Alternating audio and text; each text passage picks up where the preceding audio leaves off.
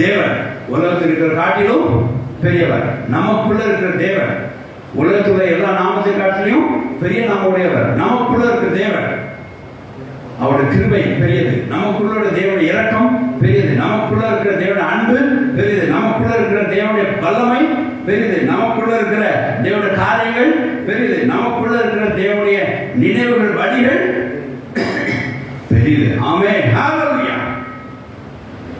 அதனால இந்த பிரச்சனையை பார்க்கும்போது நம்ம இந்த பெரியவர், நமக்குள்ள இருக்கிற இந்த பெரியவராகிய நாமம் பெரிது, அன்பு பெரிது, கிருபை பெரிது, இரக்கம் பெரிது, வல்லமை பெரிது,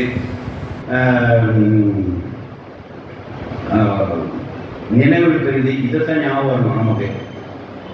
கோலியாத்துல ஹைட் பெரிது, அவர் ஈட்டி பெரிது, அது ஞாபகம் வரக்கூடாது.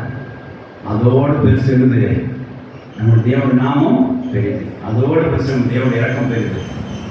கோலியாத்தோட பிரச்சனையோட பெருசோட பெரிது இருந்து தேவனுடைய பவர், அவரோட வல்லமை பெரிது அப்படின்னு நினைவுதான் அந்த கோலியாத்தோட என்னவா தெரியும், அந்த பிரச்சனை சின்னதாக தெரியும். இந்த 7 பாயிண்ட் மனசு வச்சுக்கணும். சங்கீதம் 46 வாசிக்கணும். வேகமாக வாசிக்கணும். இப்போ